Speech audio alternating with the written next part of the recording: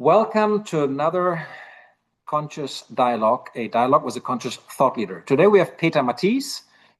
I will actually introduce him in a second. We will talk about AI, uncertainty, and the collapse of business as usual. And there's a subtitle. The subtitle reads, let me quickly look it up again, Why Conscious Leadership Matters More Than Ever. Now, this is maybe true year after year because we feel it's accelerating in the direction of uncertainty and quicker and more polycrisis. Before we go there, let me quickly introduce Peter. He's a known fellow on the conscious business world, in this broad world. And I got to know him that must be 7, 8 years ago, maybe 9 years ago, in a conference in Barcelona. And since then, we've kept in contact.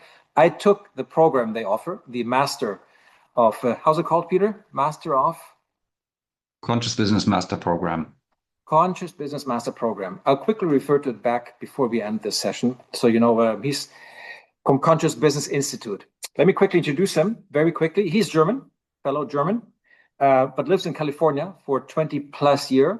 A very much a world citizen, I would say. Not overly Americanized, not European phobic and centric neither. So world citizen, at least that's my view. And you actually started your work in a globally private equity firm, so very finance driven. The little I know about that is that went well financially, and you had your taste of first class flights and 5-star hotels. And yet at some point in time, it didn't quite satisfy you anymore. You're one of the many or few, depending on the perspective. Here, I guess it's rather the majority that actually then left that particular environment. You created Conscious Business Institute. I don't even know when. How long is that ago? 15 years ago? 20 years ago? 2005. 20 years ago. So 20, 21 years ago, etc. You're a fellow in the World Business Academy and a member of the Evolutionary Leaders Circle. Some of you that you want to interested, what is that? You can Google it. We may put it in the, Claudia, if you maybe you put these two in the chat notes so people can look it up what it is. That may be interesting. Now, something that moves you, and I'll add my first question to that, is you said at one point in time, I took a note. This must have been years ago. I deeply believe that the most impactful gift we can give to someone is to see them at the level of their soul. Now, what is it that you, with all humility that you have, what is it that you think give to the world at this point in time of your career? What drives your work and motivates you? It's actually something, well, first of all, wonderful to see all of you. It's really nice to connect here. It's actually something that a medium has told me, who was channeling some Native American elders, and she brought through some assessments that we're using in our Conscious Business Master Program. And according to those assessments, I'm an illumination magic. So I have the ability, that's a unique ability to see and understand human behaviors and how the world ticks, and to provide insight that makes people go, oh my God, I never considered it that way. So whatever I do, whenever I do it, at 11 o'clock at night, when I talk to people, that's not work to me. And that's what I keep doing. Through books, through the programs that we have in personal conversations. So that's the gift I want to keep giving. Okay. Well, we titled this AI, Uncertainty, and the Collapse of Business as Usual. Maybe we start right there with a very broad question. And then I'm going to invite the audience to chip in on their view. What makes you think that we really are at a collapse of business as usual? That has been predicted many times. Many people will claim we are not at a collapse. There's gradual ongoing change, adaptation, but many people, many businesses, many traditional businesses keep thriving. What makes you conclude that I think we are at a collapse of business as usual? Let me put it a little bit into perspective. I'm in California, and so I'm following the AI narrative that's being told here by the front runners. And I'll just give you one example. We just talked a little bit earlier before this session here. Peter Diamandis is one of them, Singularity University. And he just put together a conference called Abundance 360, which is $30,000 a pop to get entry. And there are about 500 people who participated in that conference. The shiny and bright ones in the AI field mostly. And the outcome of this conference, when you read that, is that there will be two different societies going forward. The ones that are in the room of these conferences and the ones that are outside of these rooms. So that's not the truth, but that's the narrative that's being told from inside the AI world. That being said, I'm trying to understand what the impacts of everything that's coming will be, and whether it's AI or whether it's the environmental changes that we are facing or the political changes that we are seeing.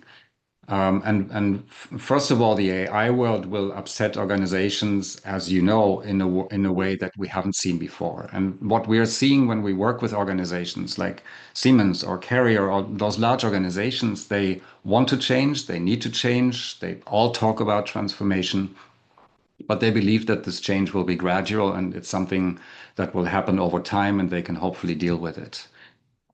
Personally, I don't believe that. I believe it's much more like the Berlin Wall falling that nobody saw coming. Yeah. So the Berlin Wall fell at some point in time. There was obviously something that led up to it, but then it was a bam, this happened today. And so I believe there will be something not as drastic maybe, but not as gradual as we might expect, much more drastic and much more. If we are not ready to deal with this, then our business will be out of business. Yeah, because the current way that businesses are run are unsustainable. People are leaving. People are afraid. And if AI is going to take all of these things over, already millions of jobs are being kind of transferred or being held back because of AI. The traditional business way just won't survive, in my belief. And so there's a huge opportunity now to transform business. It can go south, it can go in a way that we don't want to see it, or it can go in a way that might be a little bit more life-giving. So that's what I. Well, you emphasized one of a major external trigger point, which is AI. And you're close to where this is developed. Many of the thought leaders on AI, the tech bros, talk about it, the upsides, the downsides, etc. Let me broaden the discussion. Again, speaking about AI uncertainty, and then I'm adding ... leading to a collapse of business as usual. And let me invite the audience to a specific question, which I'm going to put in the chat in a second. Because I'm interested in what, among us as an audience here, believe, what are the major, I like to call them tectonic, so major shifts, challenges in the world that, in your opinion, over time, will make it very difficult, if not impossible, to do business as usual. I'm trying to get a bit of a more holistic picture. What are the challenges you think need a transformational response? Business as usual simply won't do.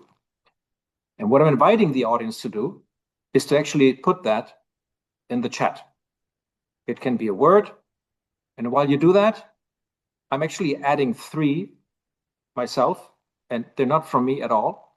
I'm quoting Otto Schama, who has been here on this conversation roughly a month ago. And actually, he talks about 3 type of divides. One is a social divide that puts pressure on the economic system, the huge divergence of the have and the have-nots.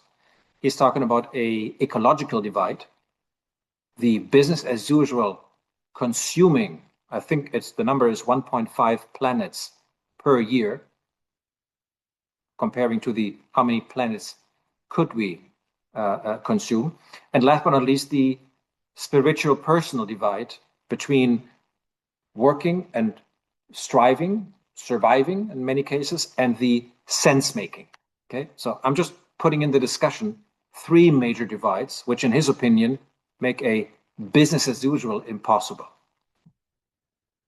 Now, I don't see any nominations in the chat, maybe because people are too humble. And I'm just inviting you to open your microphone. What do you think are major challenges? I just gave you the one that Otto Schama identified. could be smaller ones, AI certainly is among them, that you think are faced with businesses, business as usual simply isn't good enough anymore?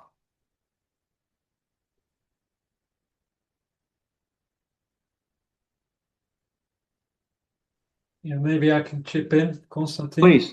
Yeah. Thanks. It's I have some philosophical reflections on that part because Please. I think topping off the title, it's really a good thing, you know, that business as usual is collapsing because we all know it's very degenerative, and yeah, at the end it will bring us not very far.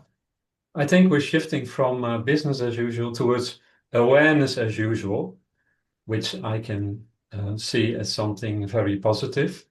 And if we were about to face the challenges to become a sort of really regenerative system together, then we need AI, in my opinion, to process all this immense information and getting the needed necessary feedback loops to get it done. I don't think as humans we are capable of it, but with tools like AI, we can manage that. That's my first reflection.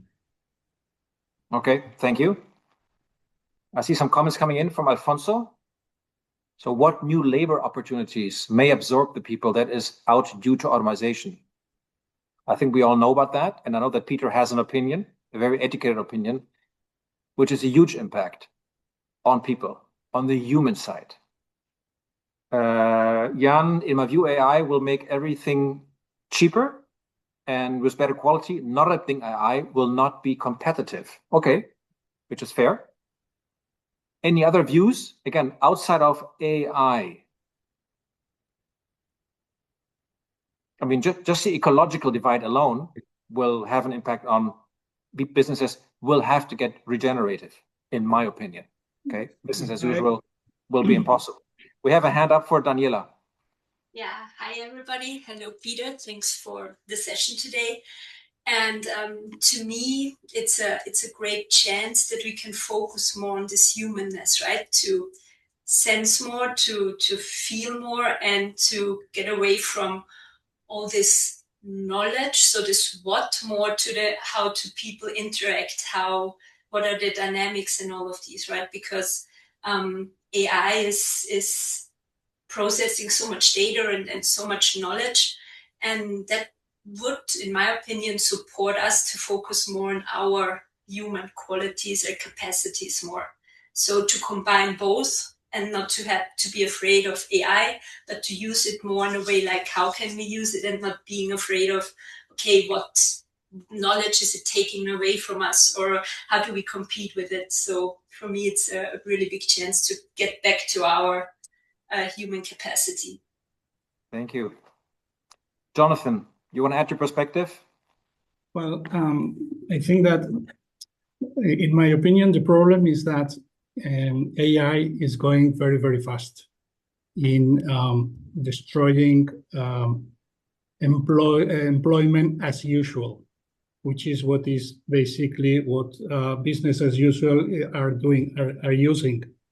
And I do not have a clear perspective of the fact that the destruction of employment is going to go rather faster than the new opportunities for new kinds and types of employments that will arise out of it. If we are getting so and so more efficient, I wonder what's going to happen with many, many, many people that are in the world that will not have access to this knowledge, not to these advantages, and therefore there will be a sort of collapse, but not only on business, but on society itself. And I mean, this is how I see it. Well, what is obvious, the mind of this group stirs towards AI. So let's start there, Peter. Let me open the question to you. What are you hearing in the environment? I found it very interesting. Just before we started, you talked about you talking to people in the bigger Californian community, visiting maybe even conferences. What do they think and say about the opportunities and obviously as well the risks about AI? And then we'll be specific on the risk and opportunities on conscious business and conscious leadership, which is even more specific. So there's a common belief in the pro-AI community, which might be true, consider it, is that AI will create abundance for everything and everybody. That AI will thousandfold our, productivity and all these kind of things. Not tenfold, not fivefold, but thousandfold. Make things cheaper, etc., etc. So as a single person, we can create things that maybe 1,000 people could do before. Can I think about that? Or that would be 1,000 times cheaper than before. So if you're a creator, if you're an entrepreneur, huge opportunity. If you run an organization and you can thousandfold your productivity, that's a huge opportunity. And that's where the people who are pro AI are going and striving towards. Longevity and all these things come into place. The belief is also that there will be more robots, more AI robots than human beings on this planet by 2040, so that we all have our PhD, physicist, whatever you might choose, medical help, toilet cleaner in our house that we pay $300 for, $250 a month, that will basically do all of our tasks. So of course, the consequences is that many people are left with nothing because there's really not much to do anymore unless you're a plumber for some time and you can keep the job. But if you're a white collar worker, many of those will need to leave or will be replaced, and it's already happening. So the question is what happens with our society if a large percentage, maybe 50% of the people that hold their jobs, or 40%, are being let go and don't find another job where to play? What's going to happen with those? Unless if we want to avoid riots and people coming out with pitchforks because they can't survive anymore, we need to provide a general base income to individuals. And the whole idea behind AI is, behind the proponents of AI, is that AI will generate so much wealth in some pockets that there's be enough money to pay a general base income, so that people have the time and the leisure and the money to do whatever they want to do.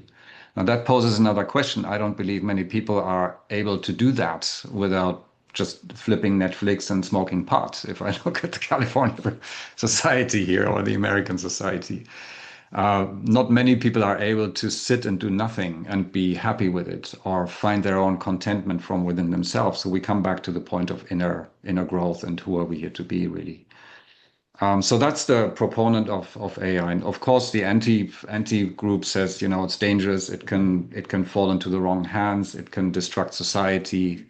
All those kind of things that you're hearing, that it's just not safe.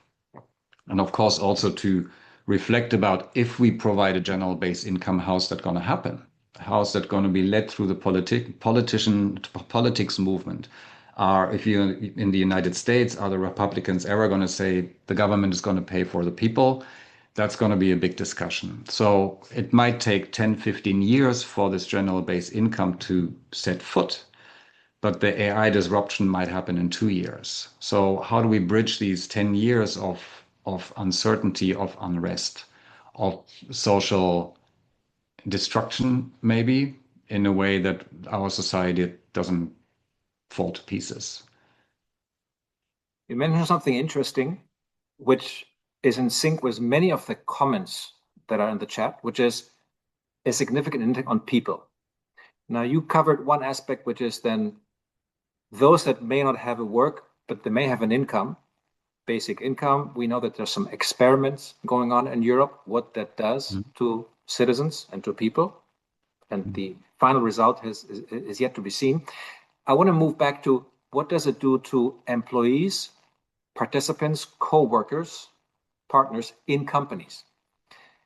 And there's different versions on, they will actually, echoing the comments in the chat, they will need to do more the people relationship aspect of it. There may be a question on skilling and upskilling. And yet you hear some aspects of it which have to do with, while this may be a need, you observe that some of all the investment and the focus seems to be on finding technological solutions. So do you actually see that while theoretically it may be obvious to this group, we need to invest in people, in the human side and the relational side, which AI cannot cover, do you think that this actually is real to happen in the companies that invest so heavily on AI. There seems to be a unilateral emphasis on squeezing out the maximum capability of AI, and the rest will have to adjust however they can. Yeah, that's a great question. And now we get really into deeper stuff here. I mean, since Newton, we've been focused on externalities, right? Everything in the external world is really important, and the apple falls and we can see it. And if all those kind of things become, we focus on externalities, on outside money, on wealth, on kind of creating everything through our external senses. And the internal world, whether you look at medicine or whether you look at education or whether you look at business, is just really being pushed aside as not important. And that's simply not the case, because if you look at the statistics, stress is going through the roof, burnout is going through the roof, well-being is going down the drain, people are disengaged, happiness is not very high.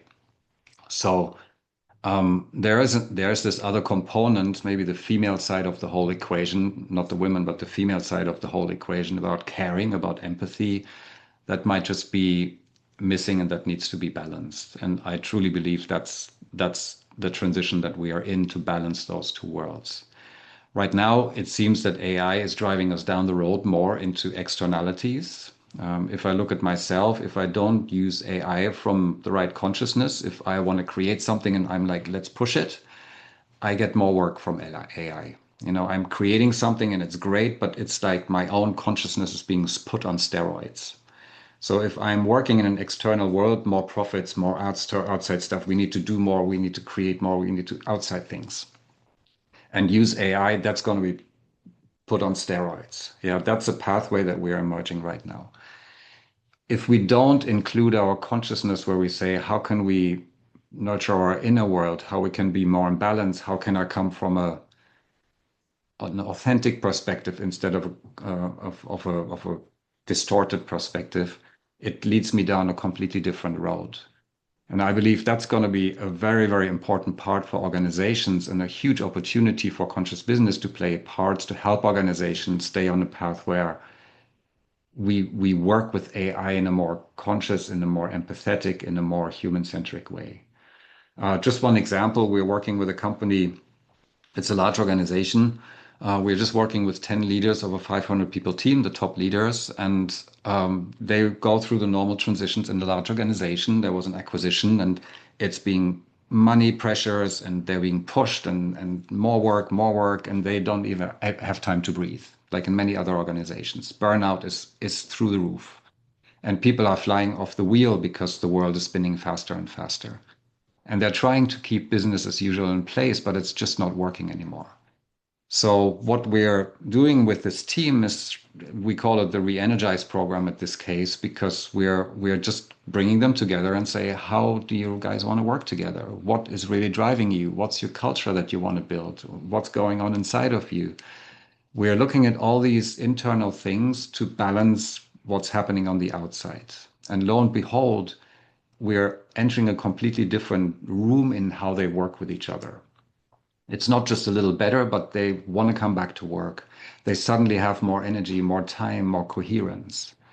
And I feel that's the opportunity for us, as when we go into organizations, but also as leaders, to access this different, it's just different, a new place of how we work with each other. It's not just a little better because we bring in the human side of it. It accesses completely different gear of what's possible.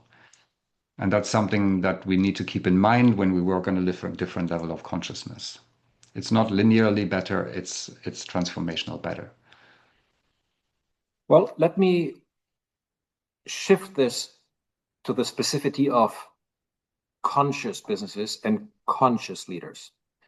So while 2 questions ago, I asked for the human impact, the human side, and many of you through the chats seem to agree, we need to emphasize the human aspect of it, the human portion of work that is remaining, and helping people to be fulfilled, be themselves, be authentic. You can choose a variety of words.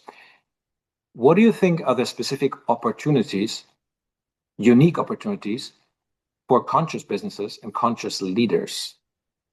That is a different. Today, conscious businesses, conscious leaders pretend to be doing things differently And one aspect of it is more human, more humanistic. There's other aspects to it. The purpose-driven, the stakeholder integration, the connection and the systemic view on the business, etc. So let's double click, and inviting the audience again.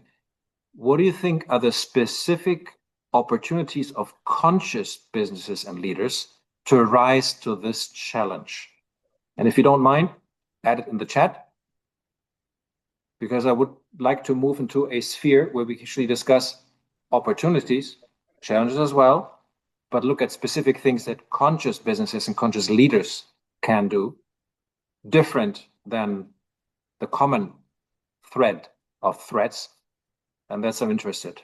Let's get everybody 30 seconds, 60 seconds on what are specific opportunities, calls to action for conscious businesses and leaders. And some of you are actually entrepreneurs and leaders, currently or recently have been. What are specific things you have done in your leadership role that you think mitigate the expected effects of AI?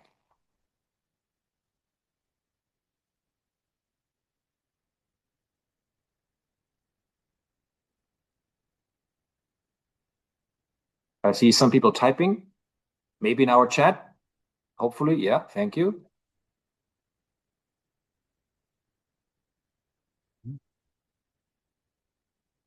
Okay.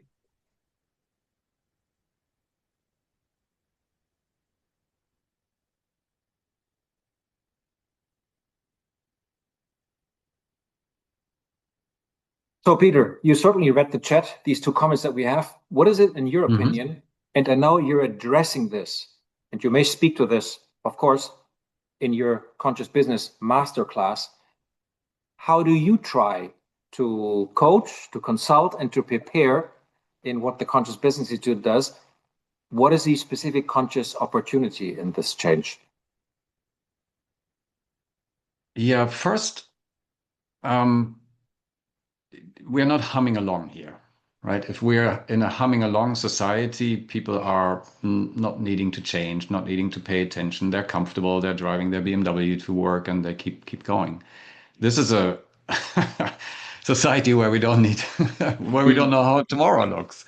And so everybody is on alert. That's a huge opportunity, first of all, because people are listening. People are saying, is there a different way to do this? If things are falling apart, where am I gonna sit? So that's a huge opportunity for our conscious leaders to say, okay, how am I gonna show up? What's my contribution in this time where so many people are ready to listen?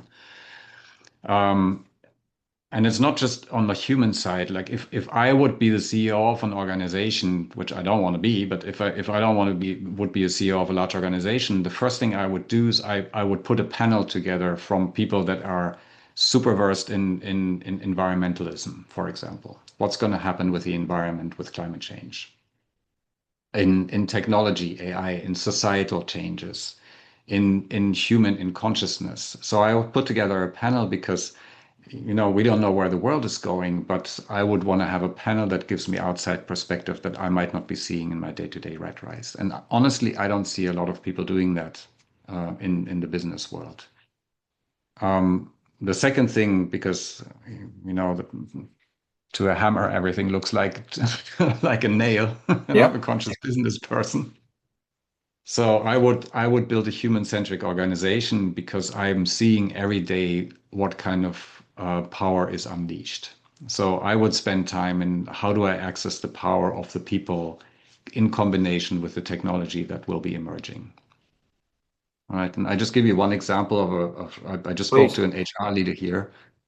And she said, we saw the dynamic that we see in so many organizations. People are checking out. They're burned out. They don't know what's happening tomorrow. Is AI going to eat our jobs? And there's so much noise out there that they're just checking out and getting burned out. Disengagement, no participation as a team. So it's really was a dire situation. They said the thing that we did is we had fierce conversations. We started having uncomfortable conversations with our team. And so the questions that were not being asked, they started to ask their team, and the team started having conversations. And the leadership team, every week they came together, they said, what kind of fierce conversations did you have this last week? And so this question prompted everyone to have these conversations, because otherwise they would come empty-handed. And they said it changed the entire organization, because now people are starting to speak up. They're starting to connect. They're starting to belong again. They're starting to contribute again. So one little thing of caring for people and giving them a voice has a tremendous effect. And if I just ask everyone here in the room, if you could just put in the chat for a moment, what is it that you're really looking for in life at the end of the day? I mean, is it a boat? Probably not. Maybe that's tomorrow, but maybe after that. Just put in the chat, what are you in the game for? What are you looking for at the end of the day? What is it? Or you can just unmute and throw it in the room here. Yeah, both is fine.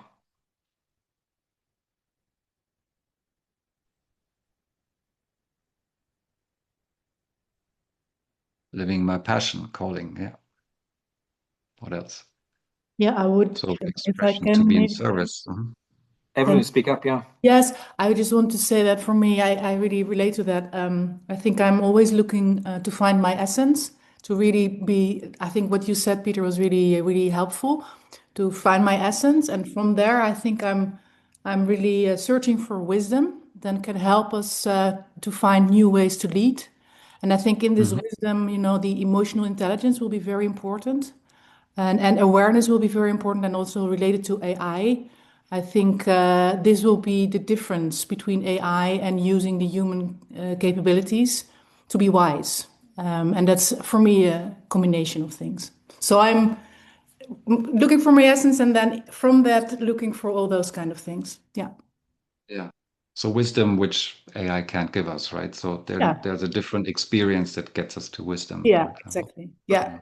Tranquility, to be of service, make life people enjoyable, so they can become happy. So all of these things, I would venture out to say that we're looking for a level of peace of mind.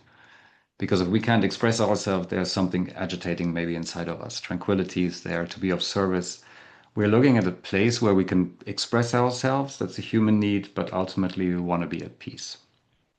And if you look at technology, it's gotten us so many things. It's gotten us so much promises. It's the snake oil of today, maybe, that we're being sold here. But if you look at what we really want, happiness, it comes through helping others. If you look at harmony, it comes through self-love, maybe. Yeah, if you look at contentment that we're looking for, it comes through gratitude. All of these things is nothing that technology can really give you. And so for us as conscious leaders, knowing that everybody on this planet is seeking for these deeper levels of peace, of tranquility, of self-expression, of happiness, that's the place where we can be in, no matter where we are, to create that kind of environment and to care for people, because AI cannot care for people. It doesn't care. That might be the big difference. But if we care genuinely, to provide those places that people can experience happiness, or are allowed to explore how to get there at least. So I have a provocative question to you as well as others. And by the way, I love the comments in the chat. Great. Feel free to ask a question to Peter or to the audience per se, so enriching the discussion. Now, we emphasize, the way at least I read this conversation going, on our capability to look inside, and the list of answers in the chat was very obvious.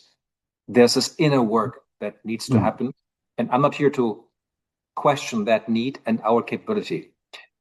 What I'm here to question and to put a difficult question in front of yourself and all of us is the economy, and if I look at some of the industry trends, are not really helping. Let me be specific with an example. We don't even have to hypothesize on the impacts on AI in detail.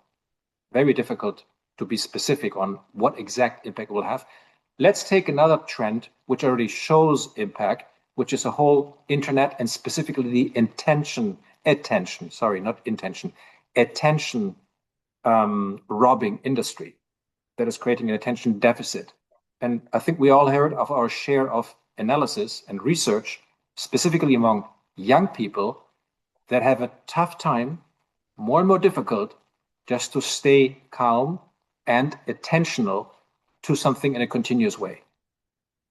The question I'm trying to position here is, while I totally get that we as a group here, adults, mature, conscious in a certain way, conclude that this is the path we should walk, the structure of where the industry goes seems to exploit that. And what makes us think, starting with you, Peter, that with AI, which is currently, again, dominated by some big industry players, we may not see an industry developing, which, while we individually know the path we want to take, and many of us being adult, conscious, and mature are able to take, for the vast population of consumers, that'll be very difficult to resist the industrial consumptive choices AI likely will put in front of us. What is your take on those structural industry and structural challenges of an industry exploiting AI, us as a consumer? Yeah, I mean, it's a great question. It goes back to our deeper human behavior, right? We're brought up with a sense that we're not enough, that there's not enough time, not enough energy, we are not good enough, not enough money, whatever. We're living in a world where we're being taught not enough. And so everything that the tech world does is try to kind of put a band-aid on that and say, okay, enough. We need more consumers, more products, more efficiency, more everything. And in my eyes, that's what ultimately it is. Also the Facebook stuff, and if people are getting hooked on that, it's driven by individuals that are operating at a consciousness level that I wouldn't really want to subscribe to, or that I believe in the future. Yeah. And so the question is, do we want to hand over our authority to these individuals, which we are currently doing with Facebook, with AI, with all of these kind of things? And what is our job in maintaining? Yeah, in maintaining our own authority. So the buck stops with us again, and with our own consciousness, and saying, how can we create something for ourselves or the people around us or for our children that we put guardrails in place? Okay, are we in the right place to deal and to interact with that? Because what we are given is a scalpel, in essence, and we can kill with a scalpel or we can heal with a scalpel. So AI is just a tool. So how can we use AI from a consciousness that's at a higher level? So again, it all comes down to consciousness in the end, and maybe that's our job to remind people of. Yeah. Honestly, I don't believe the world population holds a very high consciousness, so there will be a lot of fallout. But maybe we'll come around at some point in time. Okay.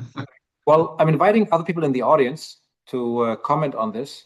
You see the dilemma I'm putting up there. While individually we're left with the freedom and the capability to address this and emphasize the human side, that includes a conscious leader, I do observe that the industrial mechanism on using AI as a business, and that's why I'm relating to the prior example of the YouTubes, the TikToks of this world, who create this attention deficit with young people.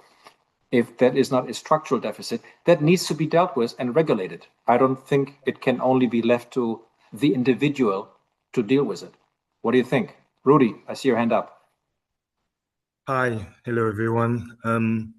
Maybe to take a personal example, I'm thinking of myself, my contact with my family. I have a wife, 2 children. One is 21.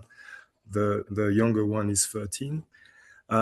You know, it starts already on a family level. So, for instance, when we eat together in the evening, no phones on the table, no TVs. It's a focus time, no technology. We really take the time to discuss, debate, you know, and address maybe things which happen during the day, talking about emotions, many things. Also, I think about peer pressure. For instance, for our son who is 13, many of his fellow, schoolmates. They have iPhones and all these sort of things. And we said to him, you can have a telephone because if we need to reach you in case of emergency, you have something, but you will have a basic phone with no internet connectivity. So like the old GSM we used to have, at the end of the 90s. And of course, initially he felt like an outcast. And there is only one other child in the class who is like him.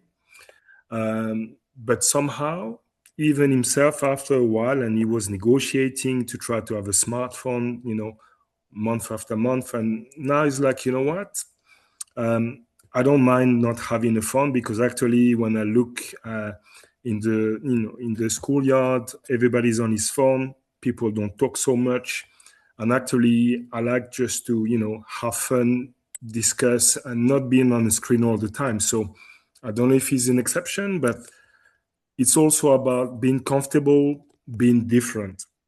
And sometimes, even some other friends of him, the parents, they're like, oh, but your son doesn't have a smartphone. We say, yeah, he doesn't have one. And they're like, okay, actually, maybe we should do the same thing because my son is hooked and I have to, negotiate and debate with him every evening for him to, give up on the phone. So little by little, on our own level, if we dare being different, we can have an impact. And maybe it's only one or two people who sees us, but I think after a while, this can have ripple effects. So I think with technology, sometimes we can take the counterfeit on, daring being different. And, if we label as outcasts, so be it. Interesting. Thank you. And thank you for sharing that personal experience. Yes. Thanks a lot. You're welcome. There's an important thing that's in there, important nugget, and which I'm thinking a lot about these days is that you're building in your son an inner authority and inner sovereignty, an inner wisdom, right? Which is so easily being stripped away when people are on Facebook and are being distracted all the time. Mm. So the question for me is, how can we in these days build our inner sovereignty, our inner wisdom as adults, as children? How can we help other people do that so we can stand our own ground amidst this volatility and keep our own North Star, which, I mean, works even for your son at that age, which is pretty amazing. So thanks for sharing that, Rudy. Let me double click on that. And if I get it right, Peter, use a simple, well, I call it a formula. You don't pretend that it's a formula, where you outline that one of the opportunities we have, building that inner authority and finding oneself, is moving from the today traditional way of acting, which is do leading to a have, leading to a be. And our perception is that is through the activity and having that we will realize ourselves. You're suggesting that it's the other way around. Start with emphasizing the be, which will lead to a doing, which will lead to a having, but it's the proper sequence. The reason why I'm repeating that is, do you think that the circle, the sequence that is the proper one, start with the inner self, the be, do you think this will be helped or hindered through developments like AI? And by hindered, I don't mean made impossible, theoretically. I mean just made difficult in responding to the world AI is creating. Yeah, let me. So for those of you who don't know, we're following a success model in our culture that most of us have been educated, which is to do more, to accumulate more stuff, and then we become somebody. So do more, get a great degree, and we become a doctor. Do more, get a boat, and then we're being respected. All those kind of things. And so our entire culture is run based on this model. And it promises us that we get to some place at some point in time, which is not happening if we are looking at most people's lives. So it's a setup for frustration, and it's actually the reason for most of our stress and frustration in our lives. So what's the model that those people follow who are in the flow, or which we can maybe aspire to, which is to be authentically who we are, do what our gifts inspire naturally, which is not work for us, and then receive essence, the feeling states that we want to experience in life. So we speak more in our programs about that. But everything starts with being who we are. And what I've found is that I had no clue who I was. I thought I knew who I was at 30, but I had no idea until somebody saw my soul and explained to me who I was here to be during this lifetime. And like, holy shit, this changes everything. So if we come from a distorted place of who we are here to be, then everything that we do comes through that distorted lens, and we are creating dissatisfaction, we're creating frustration, we're pushing energy. Yeah. And so AI is, to your question, Konstantin, is putting everything on steroids. So if we come from a distorted place of being and put it into AI, we're barreling down a road that is not going to give us satisfaction. We think it gets us to a place, but it's not going to get us to the place that we want to get to. Yeah. So again, the core, the roots, the seed from which everything springs is, in the beginning, was, who we are, who I am, who you are. And to spend time to, maybe for me, it was a psychic who told me, a person that I would have never experienced myself. I was an outside person that said, oh my God, if I would have known that 30 years ago, that would have changed my life. So to explore who we are and help other people understand who they are on a bigger, maybe spiritual level. Thanks. Frank, thank you for sharing your perspective. Yeah, well, I think we can sum it up with if this outer exterior doing thing, even fueled by AI, will be bigger and bigger every time in the future. Then the counter way is the overcoming of the ego. Yeah. So we are all developing ego, and we see now that in the capital world and the political world, this is still what rules the processes and the money and everything. So the question, and I think we are here in a very good group.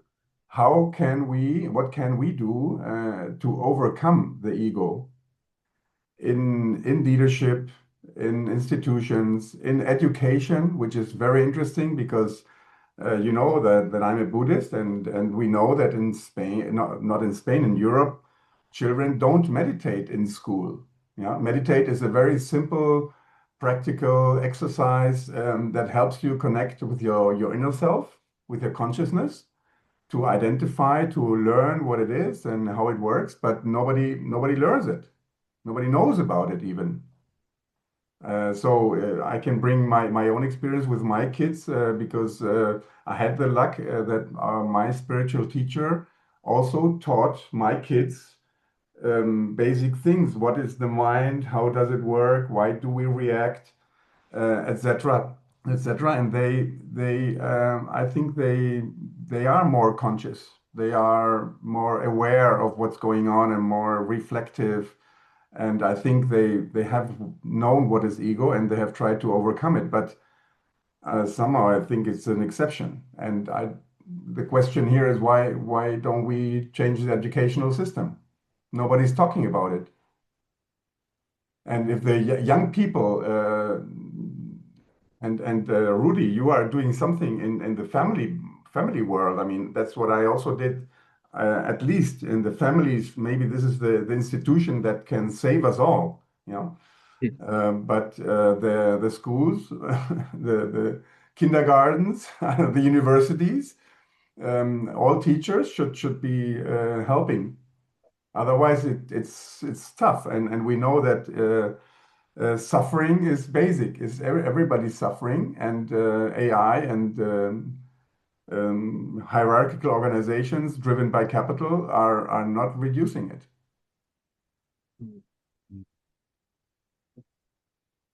So to me, we're talking about education, we're talking Thanks, Frank. about business. Thank you, Frank. We're talking, yeah. Thanks for bringing that in, Frank. It's not about business for me. It's not about even leadership. It's not about education. It's not about all those kind of things. To me, ultimately, it comes down that this is a classroom for overcoming fear, that we are here. And that all we're here is maybe to express ourselves to the fullest potential. And the only thing that's holding us back is our fears. our feeling that we are not enough, our feeling that we get nuked, that we die, that we don't have enough money, etc. All these kind of things. And so everything that we see in front of us, whether it's the business, whether it's AI, whether it's all those kind of things, is a projection wall for our fears. So like, oh, here they are. I thought I could bypass them, but here they are again. And I feel when we need to be a little careful with AI and all these kind of things is because it is a promise that we'll all get our basic income and finally we don't need to worry about money anymore. Oh, suddenly we have time and oh, that's so great. Again, it's a shortcut around our fears, which we ultimately need to face if we want to live a fully wholesome, expressive life. And so maybe we can, that's why I said that about sovereignty and authorities. Like we can only do that if we face our fear. If your son, Rudy, is facing his fears of being rejected by his peers and then realizes that that might not be the case. That's what builds character and strength, right? And sovereignty. Nice. So the Rudy. question, yeah, if we want to change systems, like what you said, Frank, why don't we change the educational system? It's like, how can we address the fears that hold the educational system together? That, to me, is really the question. So we're going to a very broad direction. I love it. Education. We talk about the inner development. Constantine, please. it comes to my mind that I think consciousness is the only way to overcome them. Okay. So to learn or to understand, but by inner perspective, inner view, yeah, that you are enough, and why are you enough? So that's not so easy. I've worked a lot on that, and in the end, you have to pay the bills. So there's a task there, not only of overcoming the fears, but managing very well the consciousness or the needs as well. So also Buddha had some good examples of what freedom means. Freedom means, for example, that you have learned to hungern, also to starve. You don't need food to survive. So if you don't need food to survive, you are more free. So that's a bit extreme, no? But I had to go very, very deep inside to overcome my fears, and I think they are still there. But it's obviously true that it's a very good practice. Sorry, just small comment. Let me take this thread of conversation and put it back into our business reality as a leader. I know you all know the same figures, and Peter, you're quoting them in some of your articles. 80% of the workforce is disengaged. And it has a lot to do with not being seen as humans, not feeling aligned to the purpose of the enterprise. Now, we just emphasized on that need for inner development. Frank threw in a specific path, a spiritual search, using meditation, for example, that is needed. Let me actually zoom in a little bit again on the opportunity, because we started this conversation on AI, uncertainty, and the collapse of business as usual. What are the specific things we think we can do to actually address that? If 80% of the workforce is disengaged, what can we do through AI or other means to re-engage them? So I'm still thinking for this, is it more for risk or can we use it as an opportunity? And before I address this question, invite Peter to comment on that or anybody else, let me quickly probe here in the audience.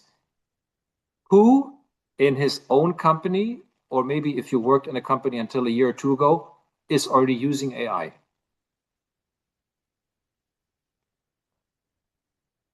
I know one company, I think, Jan, your company. So can you put it in the chat? I see Greg, Alfonso, shame on me. Fine. Daniela, yes. Rudy, yes. Because my next question would be, opening the microphones of those people, what real impacts do you see on people? And I'm sure you use it in very different ways, and we cannot go into any detail. We only have 2 minutes. I just would love to know, what impact do you see that AI has in the company on people?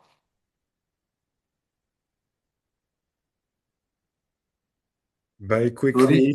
I Yeah. can speak about a bit of fear and reluctance from some people, especially maybe on a lower level, more operational position. Top management more as an opportunity. So. Okay. Daniela? Yeah, I worked in digital transformation, and there was fear of losing competence, fear of losing control. It was basically fear. Fear, interesting. Okay, thank you. Jan, I can read out impact, changing the roles, everyone more close to people and customer. Yeah, thank you. Well, turning it back over, Jonathan, please add your comments before I close it with Peter. Sorry. Yeah, just in our case, people, I mean, we don't use it really very intensively, but so far we are using it to work better and more efficiently, and people is not fearing anything at this point. Okay.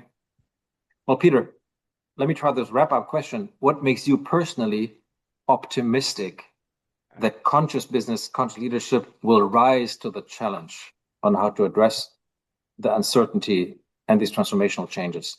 Are you optimistic, and what makes you optimistic? I'm oscillating these days a little bit because I see how the world responds at this point in time, and I see a lot of contraction. I see a lot of fear, a lot of holding on to the old ways, but it might just be the wave retreating before the real wave comes. I really see an opportunity because the doorway to this new age that we are in is consciousness. It's an up-leveling in consciousness. And so to me, consciousness is the only thing that can bring us into the new world in a healthy way. If we don't up-level our consciousness, it's not going to happen because it's not a change. It needs to go. We need to go into a different room. And so we're needed. Our work is absolutely needed. We just need to find the doorway to work with the people who want it. And I truly believe, and that's the positive outlook, is that the people who want it, they're going to be millions and millions and millions because they're falling off the carousel. And they're saying, after so many years in the work world where they said, okay, I'm hanging on, they're saying, now it's enough. I need to look for another way. So that's where we can really provide some contribution to society. Thank you. Thanks, Peter. 1 minute over. Need to wrap up. This was great. I loved the many contributions from you to start with, but from all the people here, adding comments, adding questions, adding their thoughts, and in this case, even personal practices in their companies. This was great. This was fun. We're going to wrap it up here. Claudia will send you a quick survey to all of you, probably in the next hour or two, because we're interested in your feedback to improve. I gave you a quick outlook in the chat. We will have a next final dialogue before the summer break with Rebecca Henderson. Some people may have read her book, Rewiring Capitalism in a World on Fire. Very interesting person. Here's the survey. If you want to copy it from the chat, thank you, Claudia. And with that, thank you, everybody. Have a good evening. And again, thanks, Peter. Thanks so much, everyone. Wonderful to see you. Bye-bye. Thank you, guys. Thanks, all of you. Ciao, guys. Bye. Bye.